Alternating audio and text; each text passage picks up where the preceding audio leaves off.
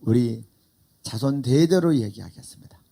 그들이 잊지 않으므로 다시는 6.25 전쟁 같은 동족 상잔의 비극이 일어나지 아니하고, 그리고 이 나라가 하나님의 권능으로 복음으로 통일되게 하여 주옵소서.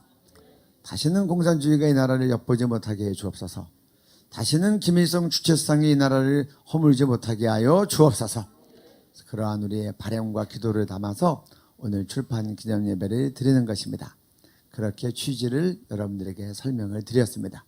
그래서 우리 이렇게 책에 나온 것도 너무 감사하고, 그래서 오늘은 참석한 모든 분들에게 책을 저희가 김전동 목사님 일찍 오셔서 사인을 다 하셨어요. 여러분들에게 다 드리는데, 책에 지금 들어오시는 분들한테 배부가 됐습니까? 안 됐어요? 그러면 우리가 이따가 이제 예배 끝나고 예배 중일에 한번 다 드리겠습니다. 왜냐하면 여러분들이 그 책을 좀 손을 얹고 축복하면서 같이 기도하는 시간을 가지려고 해요.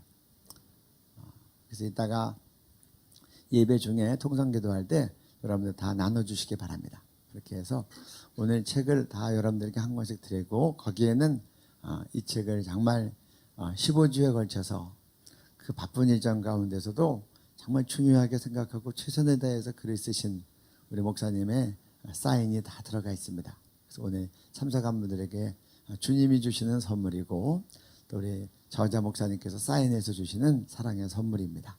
여러분들 받고 우리가 함께 그 책을 축복하면서 기도하고 하나님께 영광을 돌려드릴 것입니다.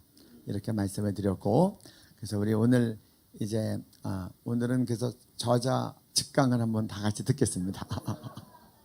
그래서 그 전에 우리가 합심으로 기도하는데, 하나님 주님의 말씀의 뜻을 받들어 우리가 이렇게 출판 기념 예배를 드리게 하심을 참 감사합니다. 하나님의 말씀 먼저 읽도록 하겠습니다.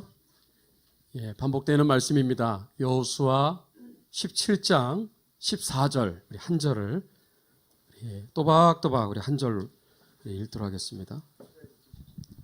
출애굽기 17장 14절입니다. 제가 요즘 여호수아를 보다 보니까 헷갈렸습니다. 출애굽기 17장 14절 다 같이 시작. 여호와께서 모세에게 이르시되 이것을 책에 기록하여 기념하게 하고 여호수아의 귀에 외어들리라. 내가 아말렉을 없이하여 천하에서 기억도 못하게 하리라. 아멘. 우리 한 번 더 우리 외우는 시도를 좀 한번 해봅시다. 자, 출애굽기 17장 14절입니다. 시작. 여호와께서 모세에게 이르시되 이것을 책에 기록하여 기념하게 하고 여호수아의 귀에 외어 들리라.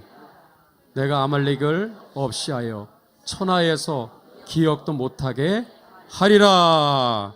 아멘.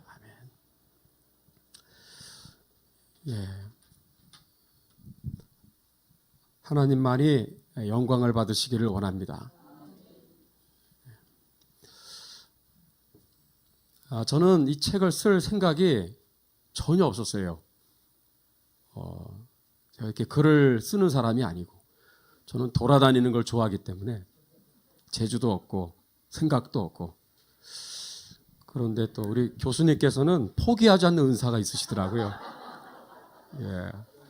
그래서 저는 정말 도망칠 수 있는 길이 있다면은 저는 도망갔을 건데, 어떻게 서울을 벗어날 수가 없잖아요. 그래서 뭐 어떻게 하다 보니까 나는 원치 않는데, 이 구레네 시몬이 바로 나구나. 억지로 십자가를 이렇게 또 떠안고 이 작업을 시작하는데, 물론 이제 제가 여러 자료들을 웬만큼 많이 갖고 있지만은 이거를 또 정리하는 작업은 또 다른 문제거든요. 그래서 뭐 처음부터 계획을 갖고 쓴 것도 아니고 15주, 어떻게 15주를 쓰나 그러면서 시작을 한 거예요. 그러면서 한 주 한 주 쓸 때마다 이제 새벽에 더 간절히 기도하는 거예요. 하나님께서 지혜를 주시고 방향을 주시고, 하나님께서 써야 될 내용을 보여주시고, 이 모든 길들을 인도해 주시도록 기도하는데, 참 신기한 것은 매주마다 제목이 떠오르더라고요. 그리고 내용이 떠오르고 어떤 방향으로 이 글을 써야 될지 그게 구상이 되는 거예요. 그래서 정작 쓰는 데는 시간이 많이 걸리지는 않았어요. 쓰기까지가 미적미적 되는 좀 뭐 이렇게 좀 중간 과정이 있어서 그렇지 정작 쓰는 것은 정말 금방 써지더라고요. 그게 뭐냐면 하나님이 함께 하신 증거입니다. 예. 그래서 정말 이렇게 15주까지 쓰게 되었고요. 그리고 뒤에 두 번에 걸친 미처 실지 못한 내용들 이거는 꼭 알려야 되겠다 해서 이승만과 메가드는 중공군의 개입을 알고 있었다. 모르고 있다고 생각들을 많이 하는데 아닙니다. 이분들은 알면서 입 다물고 있었어요. 모른 척하고 있었어요. 궁금하신 분들은 책을 보시면 되겠습니다. 예. 그리고 6.25가 가져다준 뜻밖의 선물 한미상호 방위조약. 예. 여러분 이따 또 설명하겠지만 이 엄청난 한미상호 방위조약에 대한 이야기들을 또 기독교 신앙의 관점에서 기술을 했습니다. 그리고 이 책의 하이라이트라고 할 수 있는 것은 마지막 부록이에요. 이승만 대통령께서 1954년에 미국에 건너가셔서 19일 동안에 18번의 영어로 연설을 했어요. 위대한 방공 연설을 하셨습니다. 어쩜 오늘날 2020년에게 딱 들어맞는지 모르겠어요. 궁금하신 분들이 읽어보시면 되겠습니다. 맛배기로만 이따 저기 마지막 부분에 보여드리겠습니다. 시작하면서 저는 이거를 쓰면서 그러한 소망이 생겼어요. 5년, 6년 동안을 지금까지 전국 돌아다니면서 현장을 방문하고 그 장소를 샅샅이 리서치하고 탐방을 하고 또 어르신들을 만나서 영상을 찍고 녹취를 하는 일들을 지금까지 하다 보니까 제가 분류 작업을 하는데 1등급, 2등급, 3등급으로 이렇게 구분합니다. 근데 1등급 자료가 그렇게 많은 거예요. 사료적인 가치가 이거는 굉장히 이거는 나만 갖고 있어서는 안 되는 희귀한 자료들이 굉장히 많이 있는 거예요. 예를 들어 백선엽 장군이 돌아가셨죠. 예, 그분이 다부동 전선에서 하나님께 기도했다는 내용. 그 제가 2016년 3월 30일 목요일이었어요. 찾아뵙고 인터뷰를 50분의 시간을 할애해 주셨어요. 그 내용을 자세하게 제가 직접 들었다는 거 아닙니까? 중요하죠? 이런 내용들을 다 문서하고 여러 자료들 그리고 현장을 제가 돌아다니면서 찍었던 사진 자료들 또 녹취 자료, 영상 자료들을 다 종합해서 6.25 전사를 신앙의 관점에서 체계적으로 기록하는 일을 한번 해야 되겠다 하는 생각을 이번에 하게 되었어요. 하나님이 길을 열어주시면 한번 그동안 세간에 알려지지 않았던 내용들까지 이렇게 시리즈로 한번 했으면 좋겠다라는 생각을 품게 되었습니다. 강의를 시작하면서 우리 교수님께 너무 감사를 드리고 제가 근현대사 바로 알기 쓴 것도 교수님이 촉매 역할을 안 하셨으면 저는 안 씁니다. 교수님이 정말 끝까지 물고 늘어지시는 바람에 억지로 구레네 시몬처럼 정말 떠밀려서 쓴 거예요. 제가 뭐 이거 쓸만한 뭐 자격이 있는 것도 아니고 저는 공돌이었고 공과생이고 뭐 공부도 사학과 근처도 안 간 사람인데 근데 또 이렇게 여기까지 오게 되었고요. 그래서 그 역할에 있어서 교수님께 너무 감사를 드리고 또 이번에 국민일보 연재 과정에서 백상현 우리 기자님, 백상현 기자님의 그 탁월한 그 편집 능력, 그 참 제가 원고를 다 주면은 물론 그대로 다 싫지만은 그거를 더 돋보이게 하는 참 특별한 그 재능과 은사가 있어요. 그래서 그분 통해서 더 많은 독자들에게 알기 쉽게 이것이 다가가지 않았는가. 너무 감사하게 생각하고 제가 5년 6년 동안 혼자 다닐 때도 있었지만 여러 우리 목사님들 여러 선교사님들 또 장로님 권사님 집사님들 저 때문에 이렇게 좀 같이 고생하신 분들 참 많습니다. 괜히 저랑 같이 탐방 간다고 그래서 아주 그냥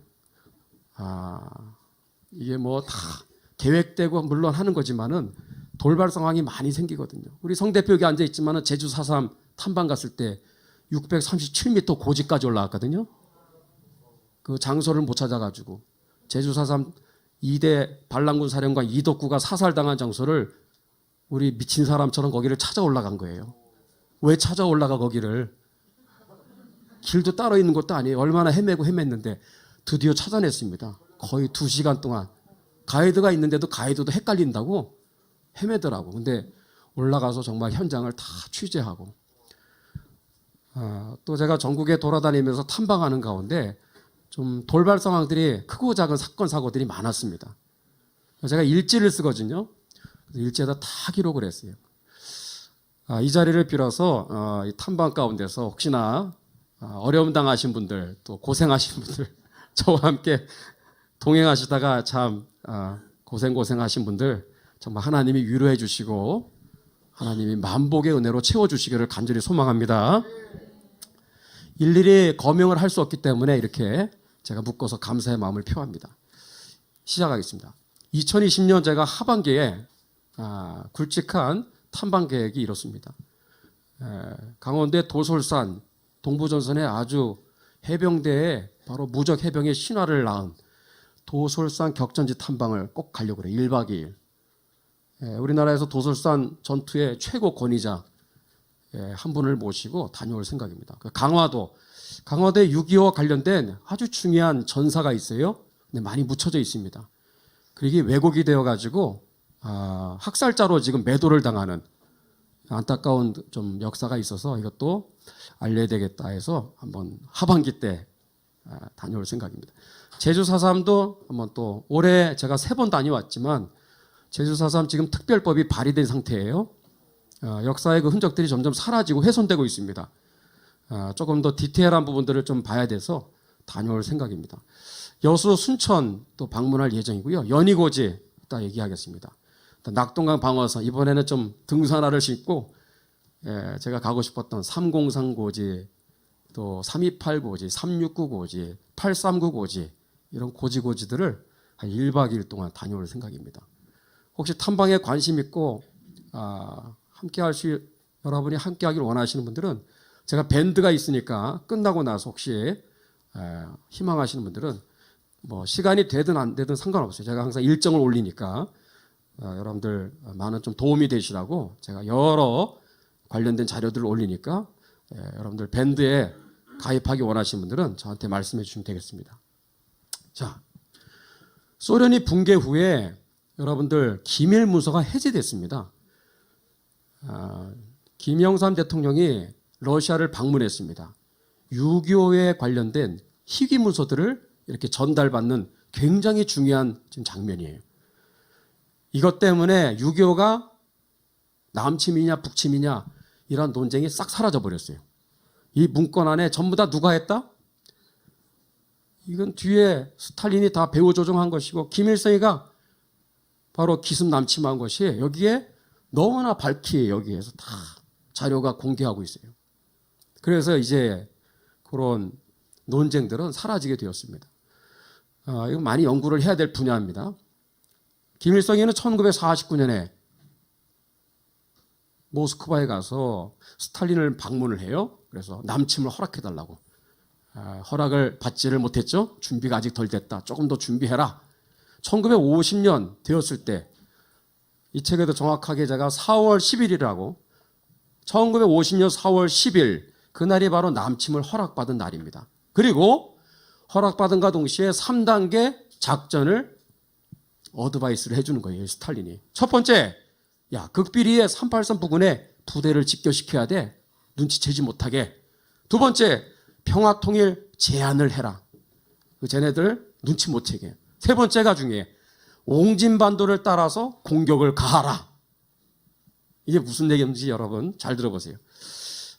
6.25 당시에 바로 이분들이 육군 독립 제17년대 참전 용사들입니다. 대단한 분들이에요.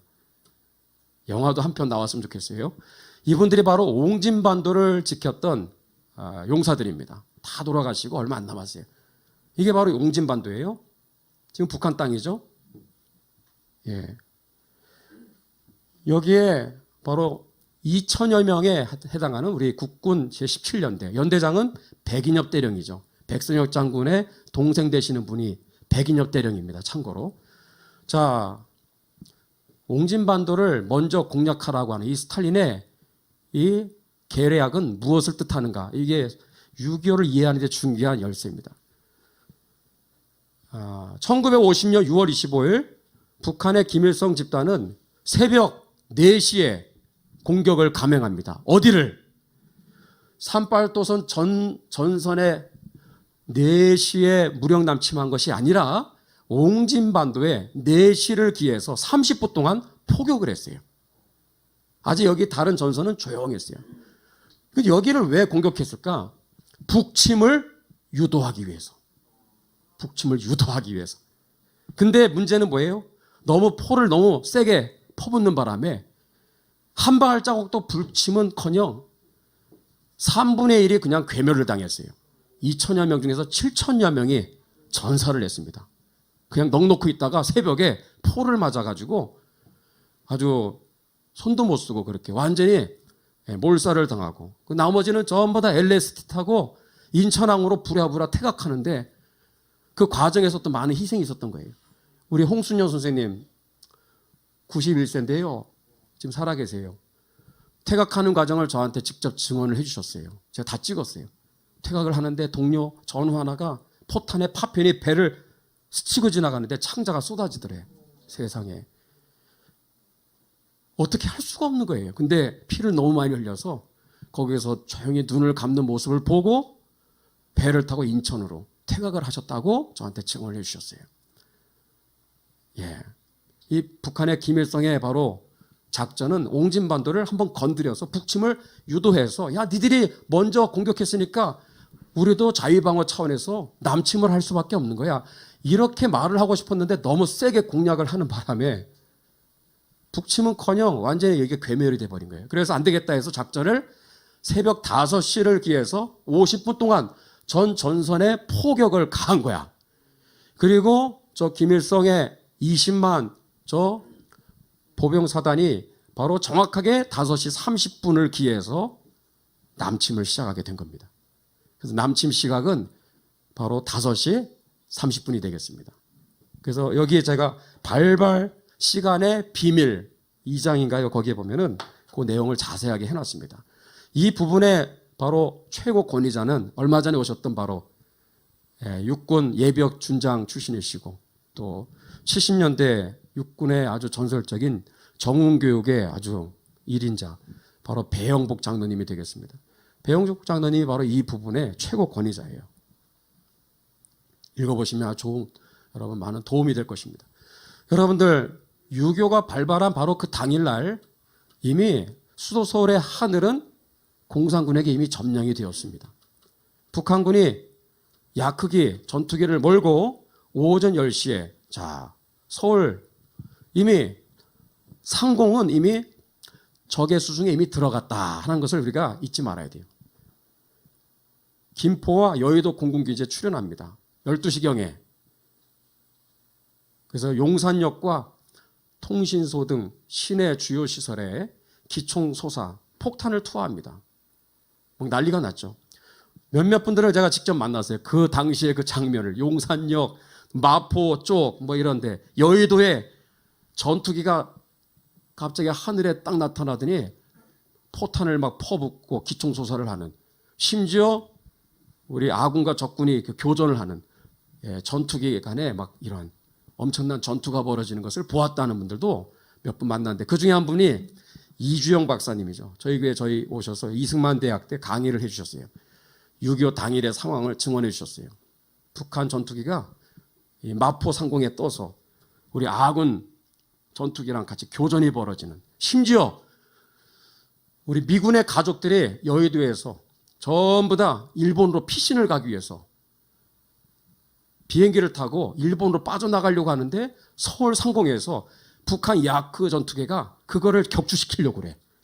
그래서 그 적기를 격추시키기 위해서 아군이 출동을 해서 싸우는 장면, 마포 상공에서 교전이 벌어진 것을 어린 나이에 똑똑히 기억하고 있는 거예요. 예. 그러니까 유교가 발발하는 그 다음 당일날 벌써 이미 서울의 상공은 이미 북한의 수중에 이미 넘어갔다 하는 거 잊지 말아야 돼요. 근데 이승만 대통령 언제 서울을 떠나죠? 6월 27일 새벽 4시를 기해서 한참 있다 떠나가신 거예요. 이 부분과 관련된 사람들이 잘 알지 못하는 대통령의 개전 초기 숨겨진 72시간의 행적, 그 내용은 제가 쓴 책 한국 근현대사 바로 알기 안에 있으니까 여러분들이 자세하게 보시면은 많이 이해가 되리라 생각합니다. 요거는 그냥 지나가면서 한마디 제가 언급을 합니다. 우리나라 6.25 발발 초기에 일주일 동안에 미군이 자국의 군대를 파병을 결심했다라는 거예요. 굉장한 엄청난 기적 중에 하나인데 그 배경에는 바로 누가 있었다? 프레데릭 해리스라는 목사님이 있었다 하는 것을 알려야 되겠다 해서 제가 국민일보 마지막 15번째 이분 얘기를 실은 거예요. 이분이 바로 이승만 대통령의 바로 미국의 1939년 그다음 45년 해방될 때까지 6년 동안 워싱턴 DC를 거주하면서 출석을 했던 바로 모교회입니다. 모교회. 담임 목사님이 바로 프레데릭 해리스 목사님이에요.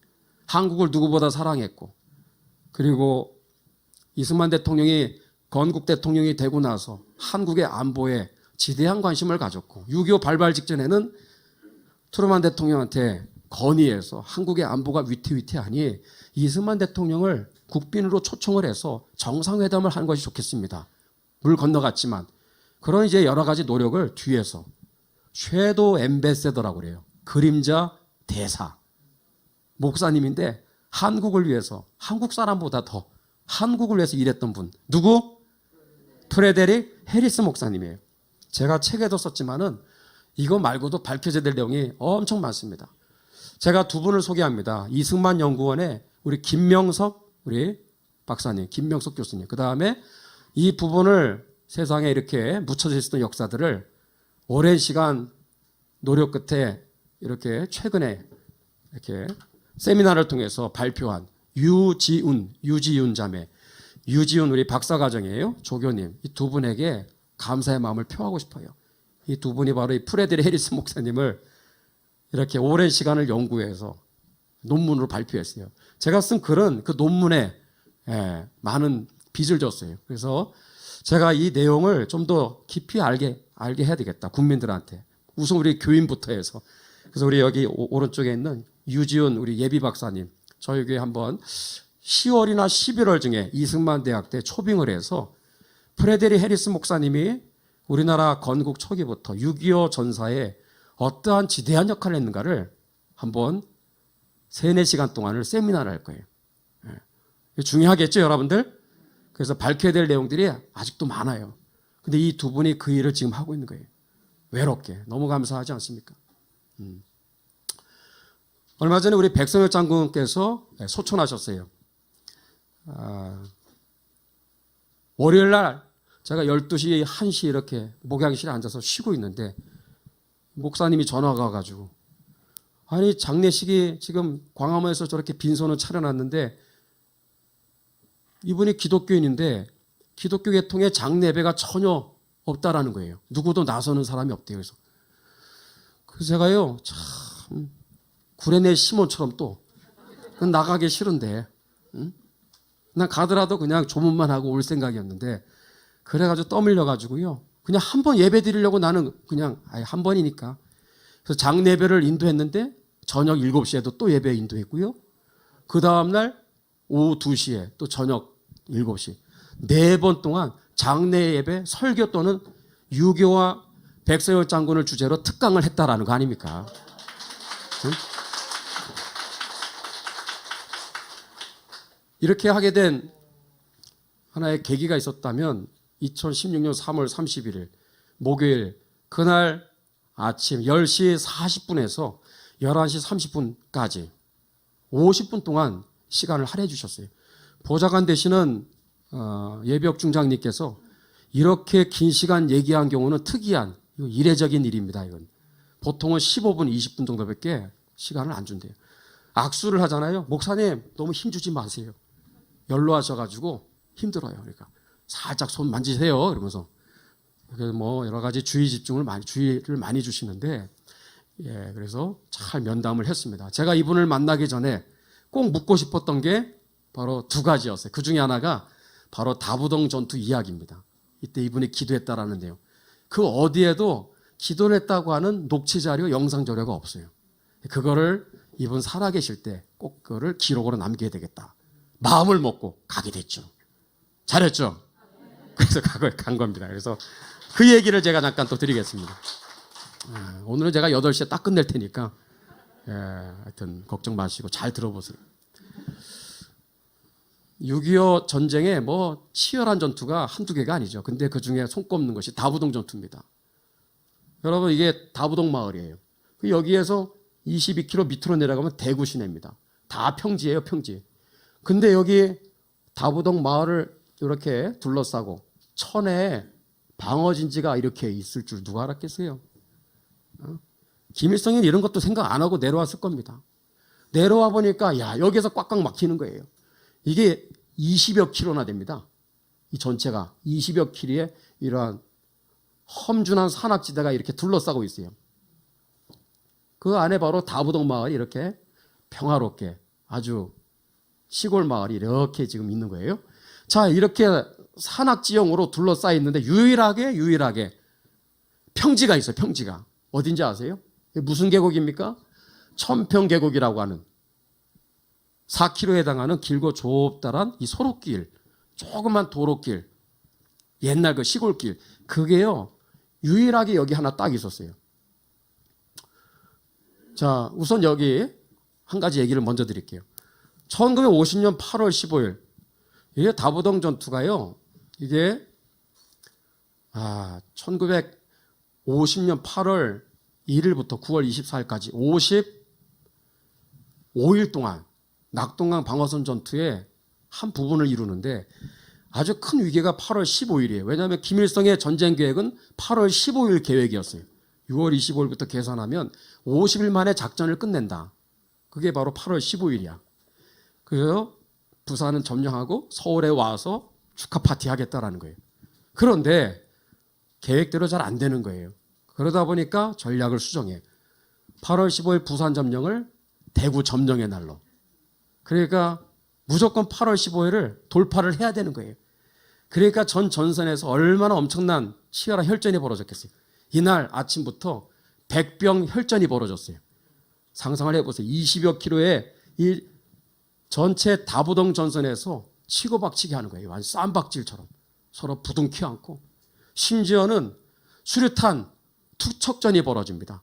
20m, 30m 사이에 두고 전 20여 킬로에 해당하는 이 어마어마한 이 모든 다부동 전선에서 상대를 향해서 수류탄을 던지는 이 전투가 하루 종일 있었던 거예요. 그래서 어떤 참전용사 어르신은 하도 수류탄을 얼마나 던졌는지 어깨가 나중에 퉁퉁 부어서 움직이지를 못할 정도로 하루 종일 수류탄을 투척을 하는 거예요. 이런 싸움이 벌어진 결과 어떻게 됐을까요? 적은 유악산 제일 높은 고지입니다. 839 고지. 다부동 전선을 뚫지를 못하고 계속 교착 상태에 빠지게 되면서 8월 15일 대구 점령도 물 건너가게 된 거예요. 이때 이승만 대통령께서 했던 게 뭐냐? 그 다음 날 8월 16일 그 유명한 구국기도를 한 거예요. 그건 이미 말씀을 많이 드렸기 때문에 그 8월 16일 날 바로 외관에 융단 폭격이 성공을 했죠. 그날 이 다부동 전선에서 아주 주목할 만한 사건이 있었어요. 바로 백성열 장군의 1사단 다부동 전투에 바로 미군 바로 27년대 탱크 부대가 지원병으로 여기에 출동을 하게 됩니다. 아주 놀라운 이례적인 일이에요. 그래서 한미 합동 작전에 의해서 이 다부동 전선을 이제 적을 막아내는 이제 아주 엄청난 변화가 이제 찾아오게 됩니다. 자, 이게 이제 항공 사진으로 이제 좀 찍은 건데 전 산악지대에서 유일하게 이게 기다란 바로 평지입니다. 4km예요. 천평 계곡이라고 말하는데 그러니까 이 바로 북쪽 지역에 T-34 탱크가 얼마나 집결해 있겠어요. 무조건 이거를 뚫어야 돼. 뚫기만 하면 대구까지는 그냥 무혈 입성입니다. 그런데 8월 16일 날 감사하게도 미군이 여기에 투입되어서 27년대 얼굴들 잘생긴 마이켈리스라는 연대장 대령입니다. 이 사람이 탱크를 몰고 와서 여기 꼼짝마 들어오면 가만 안 놔두겠어. 여기를 쫙 탱크가 도요를 해서 진을 치고 있으니까 야, 이 북한의 김일성 탱크 부대가 죽을 맛이야. 내려오지를 못하는 거예요. 자, 그런데 돌발 상황이 생긴 거예요. 그게 바로 8월 21일입니다. 이날 아주 기가 막힌 일이 벌어져요.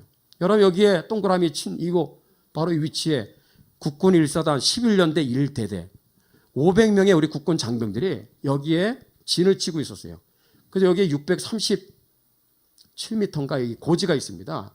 이게 유악산 제일 높은 고지고 여기가 조금 좀 낮은 지대예요. 여기에 바로 고지가 우리의 수중에 있는 게 아니라 인민군들이 거기에 딱 정상에 지금 진을 치고 있어요. 그래서 여기를 어떻게 해서든지 정상을 탈환하려고 여기에 진을 치고 있었고 또 동시에 미군 부대를 엄호하기 위한 목적으로 여기에 있었는데 21일 날 아침에 밥 먹고 이제 하루를 시작하려고 그러는데 저 고지에 있었던 북한 인민군들이 먼저 기습 공격을 해온 거예요. 그래가지고 손도 못 쓰고 퇴각을 하게 됩니다.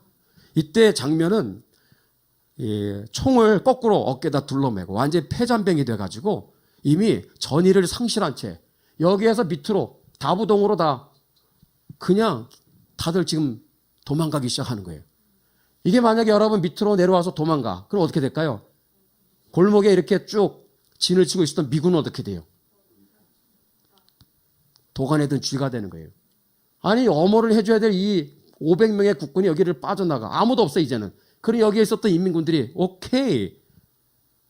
그럼 이 후방을 만약에 점령을 해버리면 어떻게 되겠어요? 끔찍한 사태가 벌어지는 거예요. 손도 못 쓰고 여기에서 그냥 전멸당할 수가 있는 거예요. 그러니까 이 모습을 보고 이 대령이 자, 이 다부동 밑에 9km 밑으로 조금만 더 차를 몰고 금방 갑니다. 동명초등학교라고 있어요. 그땐 국민학교예요. 거기에 사단 CP가 있었어요. 백선열 장군이 거기에서 사령부 본부 거기에서 지휘를 하고 있었는데 무전을 쳐서 여기로 당장 전화를 해서 백 장군님한테 야단자단을 치는 거예요. 국군들은 뭐 하는 거냐고. 당신들은 싸울 의지가 있는 거야 없는 거야.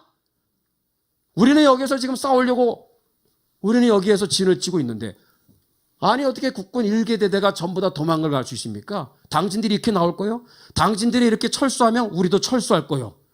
그러면서 실제 철수를 서두르는 거예요. 자, 그 전화를 받고 우리 백선엽 장군이 너무 놀래가지고 당황한 나머지 잠깐만 제가 가서 일단 현장을 보고 조치를 취하겠습니다 하고 지프차를 동원해서 전선역으로 이제 올라오기 시작하는데 올라오다가 중간쯤에서 희한한 일이에요. 그러니까 참 생각도 못했던 이제 돌발 상황이 생긴 거예요. 운전했던 운전병이 적탄에 어깨를 맞아가지고 그 자리에서 쓰러져 버렸어요. 치명상을 입고 죽지는 않았어요. 백 장군님께서는 그 당시에 운전을 못했습니다. 그러니까 어떻게 해요? 무조건 두 다리로 헐레벌떡 뛰어가기 시작해요. 전투라는 게 그런 겁니다. 그래서 왔더니만 기가 막힌 거예요. 자기의 사랑하는 부하들이 전부 다 폐잔병이 돼가지고 내려오고 있는 거예요. 이때 바로 백 장군께서 너무나 다급한 나머지 기도를 했다라는 거 아닙니까? 첫 번째로는 하나님을 부른 게 아니라 어머니가 기도하는 어머니예요. 어머니 그랬다는 거예요. 어머니 힘을 주세요. 그러다가 하나님을 부른 거예요. 그러면서 6.25 발발하고 나서 한 번도 그런 적이 없었는데 발등에 불이 떨어졌어요. 이때 하나님을 찾기 시작한 거예요. 우리 백 장군님은 기독교인이었습니다. 근데 이때 정말 하나님께 기도한 거예요. 어떻게? 하나님, 한 번만 이 위기에서 이 나라를 건져 주시옵소서. 한 번만 이 나라를 구원하여 주시옵소서. 그리고 그 뒤에 중요한 단서를 붙였죠. 구원해 주시면, 건져 주시면 교회 생활 열심히 하겠습니다. 그랬어요. 예. 솔직한 어린애 같은 기도 아닙니까? 그렇게 기도하신 거예요.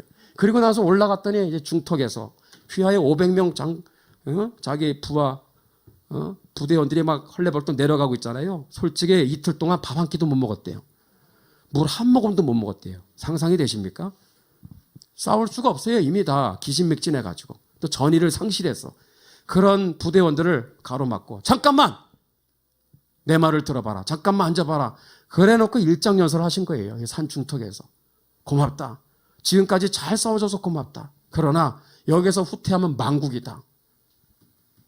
대안의 남아답게 한 번 더 싸우자. 내가 앞장설 테니 나를 따르라. 만약에 내가 앞장서다가 뒤돌아서면 너희가 나를 쏴라. 그때 이 말을 하신 거예요. 8월 21일 바로 그날 아침에. 그리고 나서 권총을 빼들고 세상에 세계 역사에 이런 전사가 어디 있습니까? 사단장이 장군께서 권총을 들고 돌격 앞으로 하고 자기가 먼저 올라가. 637 고지 위로 올라가는 거예요. 300m를 한참 올라가니까 누가 뒤에서 어깨를 탁 잡더래. 사단장님, 저희가 앞장서겠습니다. 그래서 사단장님 제발 뒤로 물러서십시오. 아무리 이틀 동안 밥 못 먹고 물을 못 마셔도 사단장이 그렇게 나오니까 야, 용기백 빼가지고요. 패잔병들이요, 완전히 무서운 정말 용맹한 군사들이 돼가지고 돌진 앞으로 하는데 와 하고 올라가는데 순식간에 637 고지를 탈환하는데 성공하는 거예요. 할렐루야. 야, 그래서 이 고지를, 이 중요한 교두보를 드디어 점령하게 된 거예요. 이거를 누가 봐요? 얼굴도 잘생긴 이 마이클리스, 이 사람이 이거를 보고 너무 깜짝 놀랐어요. 나중에 백 장군님 만나서 처음 했던 말이 I am sorry. 내가 화낸 거 미안하다. 그러면서 한국의 군대는 The Army of God. 하나님의 군대다. 그때부터 우리 예수 군대가 그때부터 나온 겁니다. 야, 하나님의 군대래. 하나님의 군대. 이런 군대 처음 봤다라고 마이켈리스가 그렇게 증언을 한 거예요. 자, 이 모습을 보고 이분이 철수를 하려고 했다가 다시 전열을 다듬고 지금 위에서 지금 이때를 놓치지 않고 T-34가 막 내려오고 있어요. 여러분, 중간까지 내려왔습니다. 예. 그래서 싸우기 시작하는 거예요. 5시간을 싸워요. 그 결과 어떻게 됐죠? 여러분, 우리 아군은 피해가 하나도 없어요. 적 탱크 T-34 14대 격파, 14대를 격파했어요. 그 다음에 자주포 4대를 격파했어요. 그러면서 이 다부동 전투 전 기간 동안 수세에 몰렸던 이 전황이 공세로 전환되는 터닝 포인트가 바로 이날 일어난 거예요. 그날 사진을 보여드릴게요. 이게 바로 14대 격파된 탱크 중에 하나입니다. 여기 가운데 뭐라고 써 있습니까? 군대 갔다 온들이 뭐라고 하는지. 이게 뭘까? 27 TH, 그 다음에 보일지 모르겠는데 인펀트리야, 인펀트리. 이 27년대 내가 격파했다, 이렇게 표시를 남겨놓는 거야. 이제 27년대 우리가 격파했다. 미국 사람들이 이게 보면 다 표시를 하더라고 보니까. 제가 직접 가서 찍었어요. 여러분, 이때 이 산 능성을 보세요. 저는 이걸 볼 때마다 외치는 말이 보물이다 그랬어요.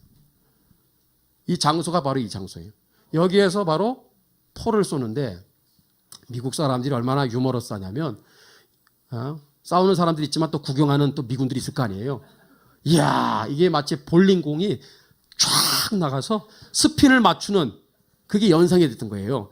그래서 나중에 이 전투 이름을 뭐라고 붙여요?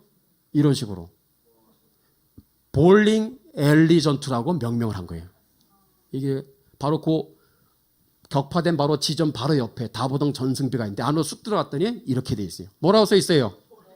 볼링 앨리. 볼링은 우리가 지금 볼링 좋아하시는 분들 볼링, 그거 볼링이고요. 앨리는 뭐예요? 마룻바다 또는 소록길, 좁은 그 시골길을 이제 앨리라고 그래요. 그러니까 야, 이름 잘 줬죠. 그래서 볼링 앨리 전투라고 해서 이 날을 잊지 말자라고 해서 다부동 전승비를 이렇게 한 거예요. 가을에 그래서 제가 한 반나절 이상 걸립니다. 동명 초등학교에서 볼링 앨리 바로 전승비까지 한 반나절 걸립니다. 한번 가봐야 되겠죠?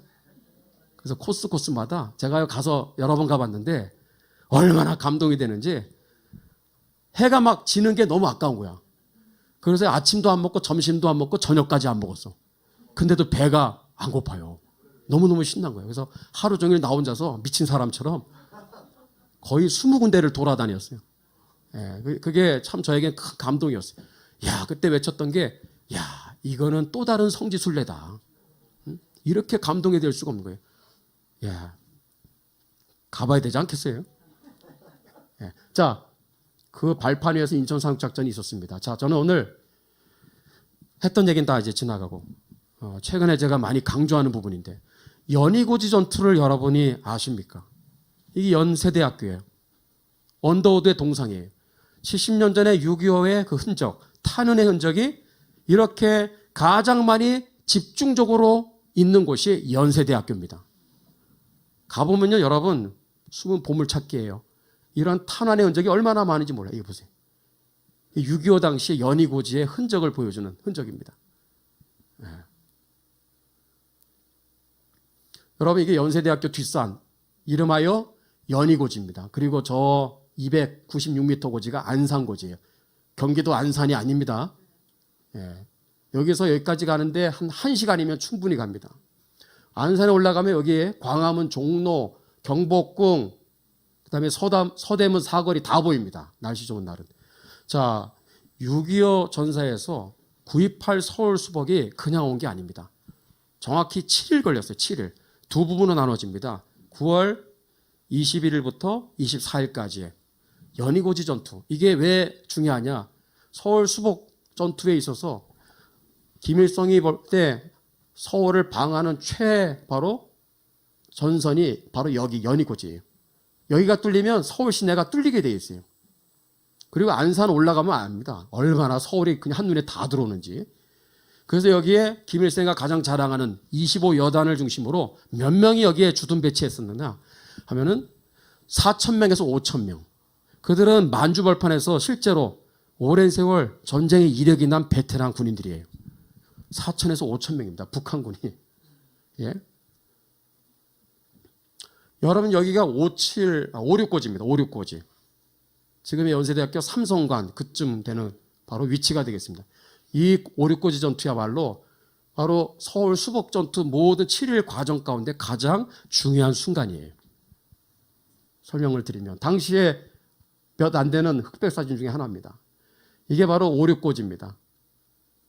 여기에서 엄청난 사건이 있었어요. 자, 간단히 설명을 드릴게요. 복잡한데 간단히 말씀드리면 9월 21일부터 24일까지 4일 동안에 연희고지를 이제 탈환하기 위한 전투가 벌어지는데 연희고지를 탈환하려면 56고지를 반드시 점령해야 돼. 근데 여기 56고지에 북한군 한 300명, 400명이 주둔하고 그리고 교차 사격이라고 중기관총을 여기저기 배치를 하고 박격포 이렇게 배치를 하고 누구도 탈환하지 못하도록 그렇게 중무장을 하고 있었어요. 그래서 여러분 희생이 많이 컸던 거예요. 계속 실패합니다. 그러다가 어떻게 이게 성공하느냐? 9월 24일 날 아침에 스미스 부대 이 사람이 206명의 일개 중대를 이끄는 중대장이에요. 근데 계속해서 실패하다 보니까 나중에 나와 함께 저 56고지를 정말 돌격할 사람들 자원을 봤는데 33명이 나온 거예요. 제가 가겠습니다. 그래서요 돌격을 하는데 놀랍게도 이때 한국말을 썼어. 한국말을. 여러분 북한군이 이 당시에 미군들 얼마나 혼비백산하게 만드냐면 만세 있죠. 만세를 부르면은 그냥 어디선가 사방에서 그냥 기습 공격하니까 그냥 손도 못 쓰고 당하는 경우가 많았어요. 그래서 그거를 착안해가지고 스미스 이 중위가 우리도 만세하자고 만세. 돌격 앞으로 하면은 너희들 만세를 외치는 거야. 그래서 여기에 400여 명의 북한군이 이렇게 주둔하고 있었어. 여기가 뚫리면 연희고지가 전부 다 뚫리는 거예요. 중요한 거예요. 근데 이거를 못 뚫고 있는데 이 33명의 스미스와 함께 자 돌격 앞으로 명령이 떨어지니까 뭐라고 외쳐요? 외국 사람이 미국 사람들이 만세 하면서 이제 올라간 거예요. 발음도 이상한 사람들이. 그러니까 이 33명이 목숨 걸고 만세하고 올라가니까 수백 명이 기습 공격하는 줄 알고 여기 300명, 400명 북한군이 혼비백산해서 다 도망가. 그냥 뚫려버린 거예요. 그래서 여기를 순식간에 탈환하는 데 성공하는데 이걸 알아야 돼. 돌격 앞으라고 가는데 얘네들 바보가 아니죠. 중기관총을 교차 사격을 해. 무서운 거예요. 올라가다 누가 제일 먼저 쓰러졌을까요? 스미스 중위가 그 자리에서 즉사했어요. 그리고 그 사람 뒤를 이어서 지휘관이 또 나를 따라가는데 이 사람도 바로 그 자리에서 전사했어요. 여러분 이 고지 하나 탈환하는데 이 고지에서 국군 해병대 51명, 미 해병대 64명이 전사했어요. 전체 115명이 죽었습니다. 그런데 그거를 알려주는 표지판이 있어요? 있기는커녕 이런 역사 자체도 모르죠. 학생들이 압니까? 교수님들이 압니까? 응? 언젠간 세워야 돼요. 혹시 이 방송을 듣는 연세대학교 관계자분들이 있거든요. 솔직히 연세대뿐만이 아닙니다. 우리나라 어디를 가든지 풀 한 폭이 땅 한 평 거저더진 땅이 없습니다. 다 유교와 관련이 없는 땅이 없어요. 영등포도 그래요. 이거요 바로 이 지역이 지금 우리가 있는 이 지역이 북한군 250명을 사살한 장소 아닙니까? 영등포 전투에서. 예? 다 그런 역사적인 다 장소라고 우리가 잊지를 말아야 되는데 여기 특히나 이 장소는 어떤 장소예요? 9.28 서울 수복을 가져온 결정적인 전투 5.6고지예요. 그것도 만세 돌격에 의해서. 그래서 탈환하는데 예, 감사합니다.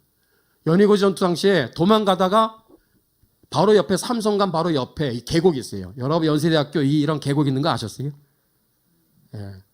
여기에서 북한군 140여 명이 사살당했습니다. 이 계곡에 막 140여 구의 북한군 시신이 쫙 널브러져 있었어요. 제가 한번 직접 가서 가이드도 하고 그랬습니다. 언제 한번 여러분들 관심 있는 분들 합류하시면 되겠습니다. 안산입니다. 이 안산 하나 차지하려고 그렇게 많은 혈전이 있었던 거예요. 자, 올라가서 오른쪽으로 보니까 제가 4월에 가서 찍은 거예요. 저도 태어나서 처음 올라간 겁니다.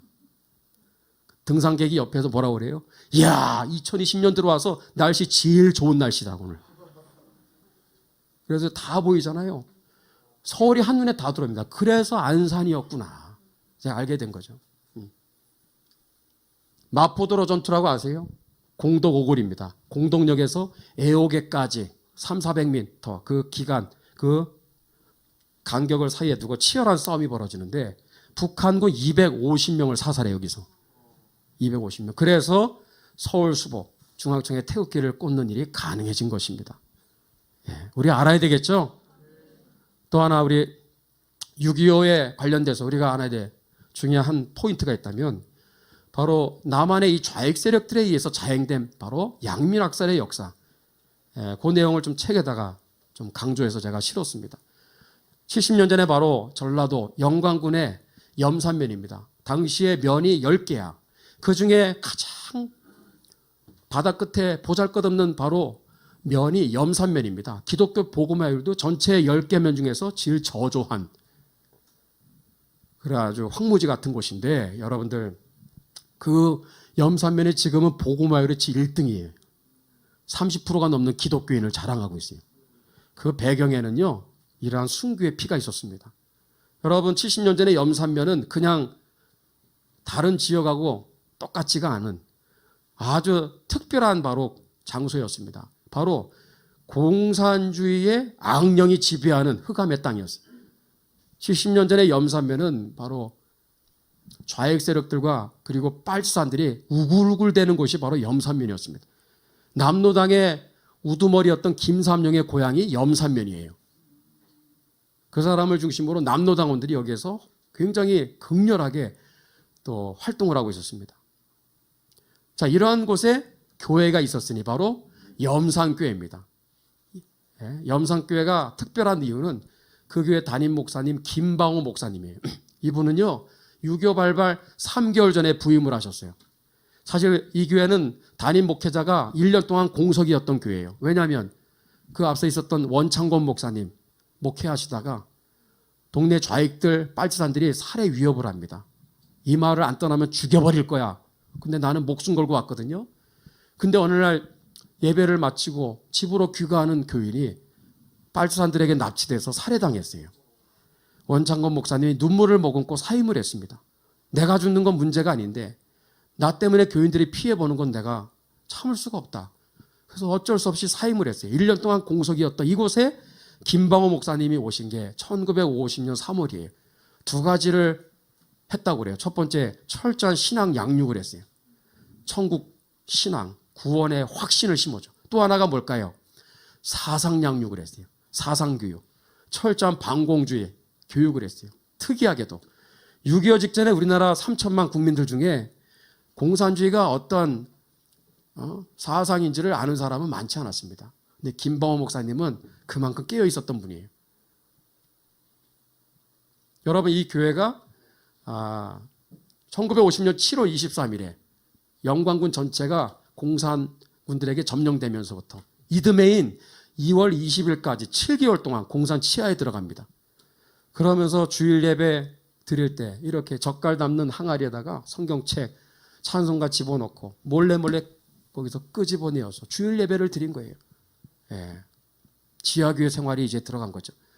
자, 이 교회가 이렇게 큰 피해를 입게 된 결정적인 바로 사건은 1950년 9월 29일 바로 영광읍에 인천 상륙작전 이후에 북진하는 국군과 유엔군이 여기를 방문한다고 합니다라는 소식을 듣는 바로 그때부터예요. 태극기를 제작하고 현수막을 제작해서 유엔군 국군 환영대회를 하는데 누가 이 행사를 주관했을까요? 염산교회예요. 염산교회 청년부가 태극기를 만들고 현수막도 제작하고 이렇게 모여서 그래서 이렇게 행진을 하는데 영광읍에서 바로 설도항의 염산교회까지 16km예요. 16km를 걸어서 만세 만세 부르면서 행진하는 장면이에요. 문제는 9월 29일 국군과 유엔군이 왔지만 이들은 하루만 잠깐 있고 다 올라가. 그럼 누가 남아요? 이 동네에? 어떤 동네라고 그랬죠? 좌익과 빨산들이 득실득실대는 공산주의 악령이 지배하는 땅이에요. 근데 저도 가보니까 계곡 사이에 길이 쫙 있어요. 16km가. 양쪽 산에서 다 본 거예요. 당시에 염산면에는 살인 구인위원회라는 게 있어요. 구인위원회. 남들을 죽이는 일을 결정하는 9명의 위원회. 여러분 인민군은 두 종류인 거 아시죠? 전투부대가 있고 점령부대예요.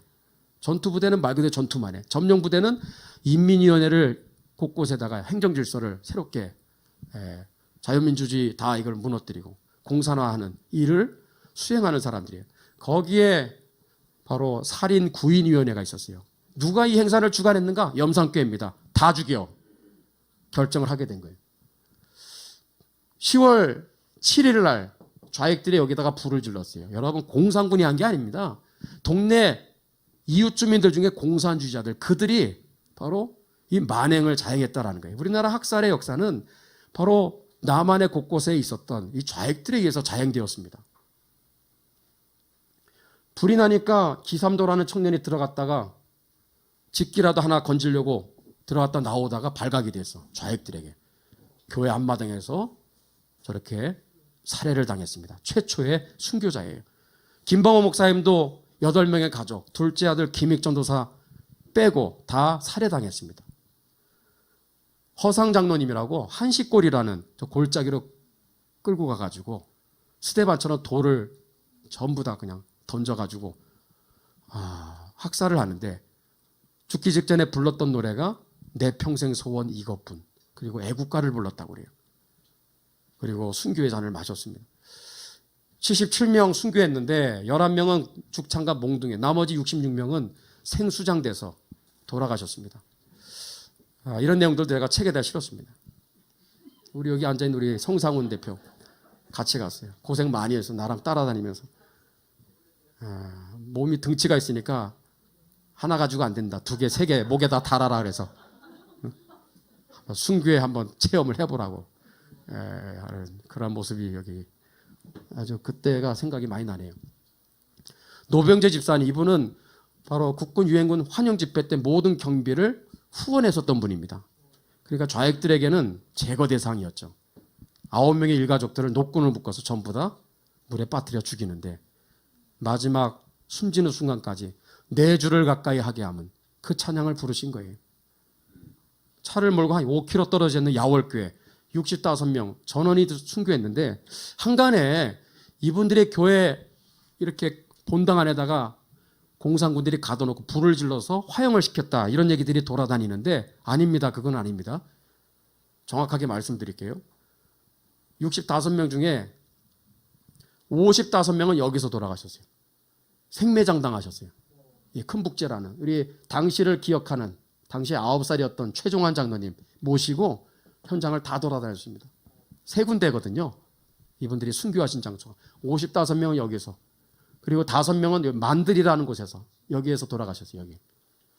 그 다음에 나머지는 또 바닷가로 5분 교회 지도자급에 해당하는 사람들은 생수장을 해서 그렇게 순교하셨습니다. 당시에 손상기 은퇴 집사님 이런 학살의 장면을 눈으로 직접 목격하신 분입니다. 제가 가슴이 뭉클했던 장면은 바로 이 장소예요. 65명의 교회 성도 중에 조양현 영수, 한국교회 초기에 영수라는 직분은 목회자가 없는 교회를 이끌어가는 평신도 직분을 영수라고 합니다. 마을 유지예요. 존경받는 분이에요. 가난한 사람들 구제도 많이 했던 사람인데 공산군들이 얼마나 날강도처럼 어떻게 했냐면 바닷가로 끌고 와서 생수장 시켰고 모든 재산을 몰수했어요. 인민위원회 사령부로 씁니다. 그리고 옆에 창고에다가 우리가 알아야 될 게 65명의 야월교회 성도들을 가둬놓고 3개월 동안 순차적으로 한 명씩 빼내서 살해한 거예요. 한날 한시에 돌아가신 게 아닙니다. 염산교회도 3개월에 걸쳐서, 이게 무슨 얘기냐? 도망가려고 하면 얼마든지 살아날 수 있었어요. 근데 한 사람도 도망가지 않았어요.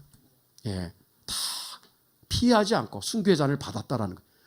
여기서 우리가 알아야 될 게 최종환 장로님 증언은 뭐냐면, 아까 이 최종환 장로님 9살의 나이에 집이 북쪽 방향에 조금 멀리 있어요. 잠을 자면은 이 65명의 이 성도들이 창고 안에서 뭘 했을까요? 찬송을 하고 기도를 하는데 그 소리가 굉장히 컸대요. 그리고 어떤 때 울음소리, 통곡소리가 막 들려. 그 어린 나이에 잠을 자는데 잠을 못 자는 거예요. 저분들은 도대체 예수가 누구길래 안 믿겠다고 한마디만 하면 살 텐데. 근데 이해를 못한 거죠. 여러분, 3개월 동안 순교하기까지 순차적으로 이분들이 여기에서 그 적지 않은 기간 동안을 찬송하고 기도했어요. 기가 막힌 얘기입니다. 제가 여기 주인한테 물어봤어요. 성지순례차 여기 오신 분들 중에 이 집을 방문한 분이 있었습니까? 당신이 처음이라고 그러더라고요. 여러분 꼭 기억해 두셨다가 나중에 꼭 가보십시오. 여기는 백수면이에요. 차 끌고 한 40분 정도 소요되는, 조금 북쪽으로 가면. 이거 왜 이거를 보여드리냐면, 좌익 선생이 이 학교 자기 제자 3학년짜리를 끌고 가서 칼로 살해했던 장소입니다. 여기가 대절산이에요. 백종옥 씨라는 그 가장이 있는데 사촌 이하의 26명을 이 대절산으로 끌고 가서 중턱에다가 생매장해서 죽였어요. 반대편은 대전리 마을이라고 있어요. 장맹용 씨의 그 가족 6촌 이하 300명을 전부 다 살해했어요. 장맹용 씨만 빼고. 이게 공산주의입니다. 공산주의. 자, 그래서 저는 우리 한번 이거 한번 읽어주실 수 있겠어요? 제가 이 책 5분만 좀 더 하고 마치겠습니다. 예. 잊지 말아야 할 그때 그 역사, 저자의 지필 목적. 6.25 전쟁은 북한 공산군과 남한내 좌익에 의한 민족 대학살극이었다. 공산주의의 실체가 얼마나 악마적인지를 잘 보여주는 역사가 바로 6.25 전쟁이다. 북한의 3대 세습으로 이어져 내려오는 반인륜적이고 반민족적인 저 사악한 집단이 하루속히 붕괴되어서 자유통일과 복음통일이 실현되기 위해서는 대한민국 국민들 모두가 김일성 집단의 악마적인 실체를 정확히 알아야 한다. 그것이 바로 6.25 전쟁의 역사를 알아야 하는 이유이다. 이 책을 통해 한 사람이라도 6.25 전쟁의 역사를 통해 공산주의의 실체를 바로 알고 자유의 소중함을 깨달아 자유통일과 복음통일의 주역으로 거듭날 수 있기를 간절히 소망한다. 아멘. 거의 이제 마무리 되겠습니다. 여러분 뒷부분에 유교가 가져다준 뜻밖의 선물 뭐요? 한미상호 방위조약. 다 사진은 그대로 다 실어드렸습니다. 역사적인 한미상호 방위조약 가조인식 장면입니다. 당시에 미국의 신문에 실린 이승만 풍자 만화예요. 뭐 하는 장면이에요? 왼쪽에 이 사람은 체격도 왜소한데 알고 봤더니 미국입니다. 세계 패권국 초강대국 미국은 뒷전에서 아무것도 못해. 있는지도 몰라. 존재감도 없어요. 근데 이 사람도 이승만, 이 사람도 이승만, 이 사람도 이승만이. 이승만 혼자서 북치고 장구치고 피리 불고 혼자 다 해. 이게 바로 미국 사람들의 눈에 비친 이승만의 바로 인상이었어요. 가보니까 어떻게 저렇게 약소국가를 상대로 미국이 힘을 저렇게 못 쓰나. 저 사람 앞에만 가면 작아 보이질 않나. 아무 소리도 못하고. 응? 이승만을 위협하려고 보낸 로버트슨, 덜레스 전부 다 꼼짝 못하고 전부 다 나중에는 다 손들고 한미 상호 방위 조약. 혹자가 말하듯이 새우와 고래가 맺은 조약이라고 그러잖아요. 역사상 이런 조약이 없거든요. 미국도 손해보는 장사 안 하는 나라인데 어쩔 수 없이 이렇게 맺어준 거예요. 이게 바로 외교의 신이라고 일컬어지는 바로 이승만 대통령이 하셨던 업적 중에 가장 손꼽을 만한 한미 상호 방위 조약이 되겠습니다. 그것은 이분이 가지고 있는 기독교 신앙을 이해하지 못하고는 이게요, 어떻게 이게 가능한지 우리는 알 수가 없어요. 그래서 여기다가 실었으니까 읽어야 돼, 안 읽어야 돼요?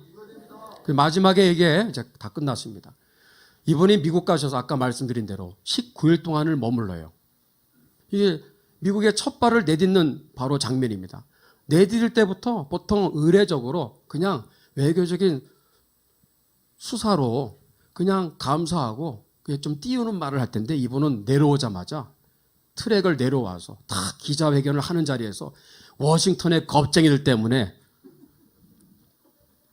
북진 통일해서 다 끝내야 되는데 그냥 통일도 못하고 정전협정 됐다고 그냥 마치 싸우러 온 싸움꾼의 모습으로 그렇게 아주 강렬하게 아주 인상 깊은 그런 기자회견을 했어요. 보통 뭐 3, 4분 하고 끝나는데 그것도 15분, 20분 동안 서서 기자회견을 했다고 그래요. 그런 내용도 이제 실어드렸습니다. 그리고 압권은 이겁니다. 미국 의회를 가셔서 미국을 막 비판하고 사실은 막 삿대질하고 사실은 미국한테 깽판을 놓는 거거든요. 속칭 좀 우리가 극단적으로 표현하면. 근데요, 33번의 기립박수를 받았어요. 미국을 욕하면서 33번의 박수를 받은 분, 이승만 대통령입니다. 그 연설의 핵심은 뭐냐? 이게 19일 동안 이분이 왜 미국을 갔는지를 말해주는 핵심이에요. 세계 공산주의 붕괴 전략 한 수를 가르쳐 주기 위해서. 시간 없다. 미국은 미적미적 대지 말고 빨리 일어나라. 행동해라. 어디서부터? 극동에서부터. 극동은 차이나, 중공을 말하는 거예요. 미국 보병사당 필요 없어. 미국이 갖고 있는 전략자산, 해상력만을 동원해도 미국 저 중국의 해상력을 봉쇄해서 그냥 경제 폭망으로 끌고 가면은 저 모택동 공산주의는 알아서 무너질 테고 연쇄 반응으로 소련 공산주의는 무너질 거고 결과적으로서 김일성 독재 악마 공산주의 체제는 반드시 무너지게 될 테니 미국이 늦지 말고 빨리 일어서서 행동하라. 그 얘기를 하고 싶어서 미국으로 가셨는데 성공했을까요? 성공 안 했잖아요. 그래서 제가 맨 마지막에 이러한 자유통일, 복음통일을 위해서 세계 공산화, 이 공산주의자들을 붕괴하기 위한 이 위대한 반공연설과 전략을 한 수 가르쳐주기 위해서 미국 가신 이승만 대통령의 그 꿈과 소망은 중단되고 말았다. 그게 끝이에요. 그래서 애매하게 제가 결론을 그렇게 맺었어요. 강렬한 인상을 더 주기 위해서. 그 바톤은 누가 이제 이어받아야 돼요? 저와 여러분들이 해야 되는 것입니다. 여러분들 다 보시면 되겠습니다. 이 위대한 연설. 어쩜 이 시대에 딱 들어맞는지 모르겠어요. 이제 마지막 장면. 여러분 이 장면을 보세요. 이게 바로 트루만 전 대통령입니다. 대통령께서는 다소곳이 두 손을 이렇게 마치 포개고 있는 모습. 이 대통령은 뭐예요? 혼자서. 야, 진짜 누가 초강대국의 지도자입니까? 이때 했던 얘기를 하고 이제 마치겠습니다. 길지만 제가 얘기할게요. 참으로 반갑습니다. 트루만 대통령의 사절을 방문해서 얘기한 거예요. 나는 귀하가 미군을 파병해 우리를 생존할 수 있도록 해준 것을 기억하고 있습니다. 감사의 마음을 전하는 거예요. 그 결정은 우리 국민의 사기를 북돋아줬고 우리가 공산주의자들을 싸워서 물리칠 수 있도록 해줬습니다. 모든 한국인들은 이를 고마워하고 있으며 미국 국민들이 우리의 감사의 마음을 알아주기 바랍니다. 그리고 환담을 한 후에 밖으로 나온 이승만 대통령 집 앞에 모인 군중들에게 두 번째 연설을 하십니다. 공산주의자들이 이 세계를 자기들의 통치하에 놓기 위해 밤낮없이 작업, 준동하고 있습니다. 공산주의자들이 오고 있습니다. 여러분은 여러분의 마을에서, 여러분의 학교에서, 여러분의 교회에서, 심지어 어디에서 싸워야 돼요? 여러분의 가정에서 그들과 투쟁해야 합니다. 대단하시죠? 이어서 이 대통령은 트루만에게 뼈있는 작별 인사를 건넨 거예요. 나는 1950년 비 오는 날 깜깜한 새벽에 공산주의자들이 한국을 침략한 것을 기억하고 있습니다. 그때 나는 기도했고 주님이 내 기도를 들어주실 것이라고 믿었습니다. 이 세상에는 싸우지 않고 공산주의자들을 몰아낼 방법은 없습니다. 부디 건강하십시오. 빠이빠이. 그리고 한국으로 오신 거예요. 자, 따라합시다. 싸워야 한다. 싸우지 않으면 망한다. 망하는 것입니다. 1949년에 봉일천 초등학교 제가 직접 찍었어요. 국기 배례 거부 사건이 있었어요. 어린아이들이 나라를 살린 사례를 얘기하고 마치겠습니다. 해방 이후 4년이 지나도록 우리는 국기에 대한 배례 그러면 90도 각도로 절을 했어요. 네 학교 학생들이 얼마나 신앙 양육을 잘 받았는지 이거는 우상숭배입니다. 난 못합니다. 국가에 대한 존경의 마음만 표시하면 되지 이거는 아닌 것 같습니다. 잘렸어. 42명 퇴학당했어요. 그러니까 각 교회 목사님들이 들고 일어났어요. 한국기독교연합회가 움직입니다. 국기배례 반대 서명운동이 일어나요. 신문에 나왔던 그 당시의 기사예요. 이 얘기를 들었던 이 대통령 역시 위대한 지도자예요. 그래, 애들이 맞다. 국기에 대한 의식을 이제 국기에 대한 배려가 아니라 주목내, 고개만 쳐다보고 국가는 존경의 대상이지 숭배 대상은 아니지. 그래서 국기의 배려를 주목내로 변경한 1950년 4월 25일 이 위대한 결정을 하신 분이 이승만 대통령입니다. 또 한 번 제가 최근에 만났던 국기 배려를 국기 주목내로 바꾼 또 하나의 영웅, 대구에 계시는 유인상 목사님, 양목 국민학교 당시 13살이었어요. 이분도 신앙 양육을 잘 받으셨어. 자기 친구랑 같이 국기 배려 거부하다가 둘 다 학교에서 퇴학당했어요. 양목교회 담임 목사님이었어요. 이분을 지도했던 분이 박종상 목사님. 그래서 경북노회에다가 이걸 얘기해서 청원서를 이 대통령한테 갖다가 올린 거예요. 그래서 봉일천 또 여기 양목 이런 데서 이렇게 아이들이 들고 일어나서 국기 배려를 국기 주목내로 바꾸게 된. 여러분, 이게 우리에게 말하는 메시지가 뭐예요? 애들도요, 싸우면 나라를 바꿀 수 있습니다. 어린이 쥐젓싸움이 오늘 시작하죠? 아이들이 나라를 살리는 위대한 하나님의 군대가 됩니다. 하물며 우리 어른들은, 그죠? 당연히 해야죠. 오늘 이 시간에 기도하겠습니다.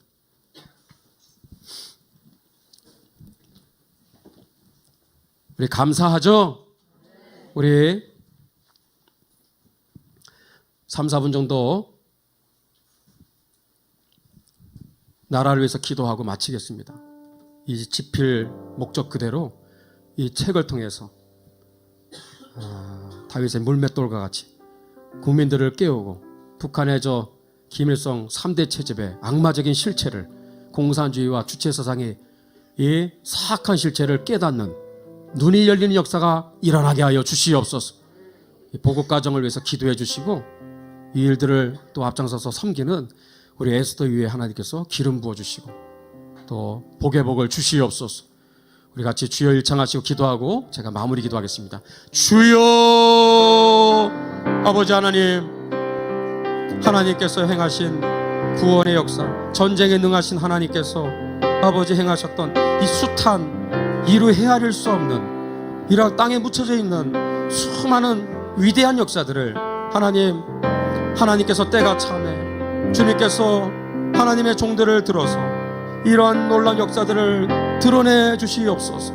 그리고 하나님, 더 많은 하나님 행하신 위대한 역사들이 하나님 증거되게 도와주시기를 기도합니다. 부족한 종의 아버지 하나님, 이 책을 통하여서 아버지의 간구하고 기도하는 제목대로 이 책을 읽을 때 대한민국 국민들을 가리고 있는 신공사상과 용공주의의 비늘들이 벗겨져 나가게 하여 주시고, 공산주의에 대하여 잘못된 저희들의 아버지 안일무사주의에 빠진 공산주의를 아버지 하나님 사랑과 평화라 이름으로 아버지 우리 민족이라 이름으로 그렇게 아버지 하나님 비판 없이 수용하고 용공주의의 길로 걸어갔던 우리 국민들, 교회가 깨어나게 하여 주시기를 기도합니다. 우리가 예수의 이름으로 대적하고 싸워서 물리치는 영적 전쟁의 전사들로 일어나는 하나님의 위대한 역사가, 이 자유통일과 복음통일의 주역들로 거듭나는 역사가 하나님의 종의 부족한 책을 통하여서 일어나게 도와주시옵소서.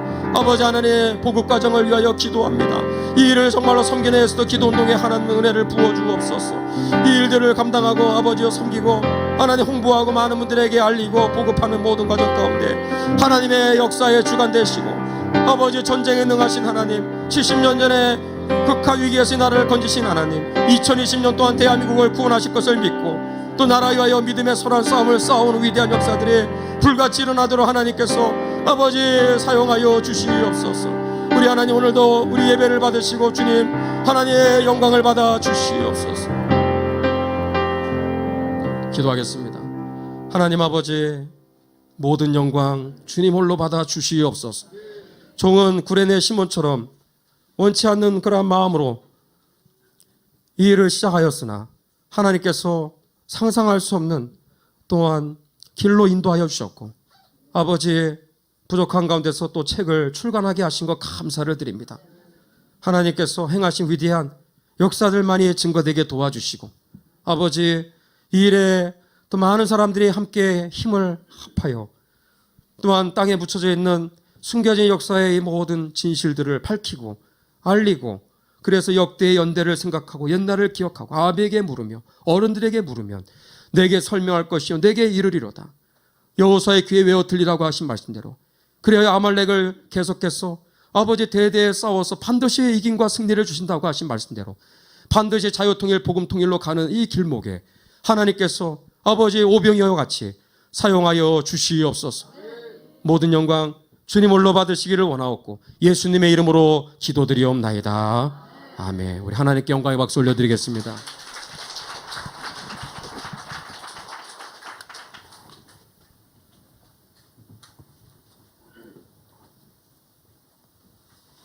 네, 오늘 귀한 특강 감사드립니다.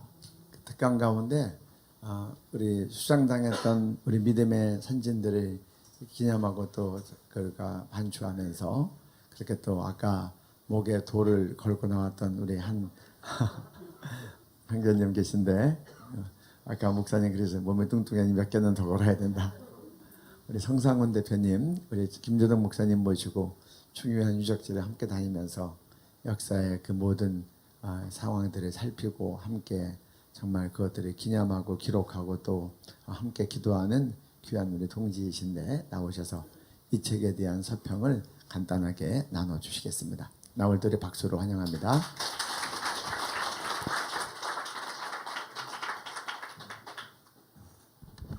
예, 안녕하십니까. 이 책을 보실 때 성경에서 여호수아 그 항목을 같이 보시면은 정말 좋습니다. 왜 제가 여호수아를 보라고 말씀드리냐면 이 여호수아에 나오는 그 내용들이 이 책에 고스란히 그대로 나와 있습니다. 하나님의 말씀대로 여호수아가 이제 가나안 땅을 정복하러 들어가니까 갑자기 해가 서버리고 달이 서버리고 그러한 자연의 변화가 있었습니다. 그리고 이제 계속 하나님 말씀대로 하다 보니까는 연전연승을 했는데 그 여호수아 밑에 있던 그 부하가 또 하나님 말씀대로 안 하고 또 불경한 죄를 지으니까 또 전투에서 패하고 그리고 또 여호수아가 또 하나님한테 엎드려서 기도하고 하니까는 또 이기게 해주시고 살려주셨습니다.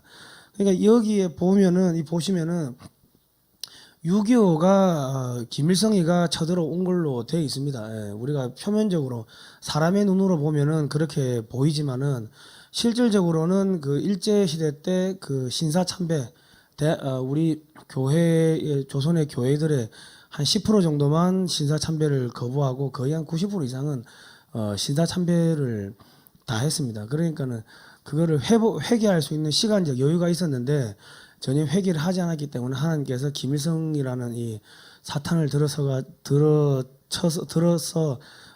이 대한민국을 완전 불바다로 만들고 다 쓸어버린 겁니다. 그런데 또 이승만 대통령께서 전선이 낙동강 방어 전선이 뚫리려고 하니까 또 기도를 하시고 또 영천이 무너졌는데 공산군에 뺏겼는데 이 경남도청에서 목사님들 모아놓고 회개 기도를 하니까 또 영천을 회복을 할 수 있게 됐습니다. 그리고 그 당시에 이 장마철이고 태풍철이고 했는데 날씨가 갑자기 좋아지는 바람에 일본에서 B-29 폭격기가 떠가지고 폭격을 할 수 있게 됐습니다. 그리고 5,000분의 1밖에 안 된다는 인천 상륙 작전 또한 하기 전에 보름 동안 초량에서 또 회개 기도가 보름 동안 밤낮으로 있었습니다. 그러니까 결과적으로 이 여호수아 코리아판 한국판 여호수아 책이라고 보시면 됩니다. 그러니까 이 책은 진짜 꼭 보시면 좋겠고 이 하나님 안 믿는 청년들한테 하나님 믿으라 그러면 또 거부감이 있을 수가 있는데 야 이거 역사책이니까 이거 한번 꼭 보라고 선물을 하시면 좋을 것 같고 그리고 저는 이거를 보면서 대한민국의 역사가 이 교회의 역사구나 하나님의 역사구나 하는 거를 깨달을 수 있게 됐습니다. 요거는 몇 페이지 안 되니까 청년들한테 선물로 주시면 정말 좋을 것 같습니다. 이상입니다. 고맙습니다.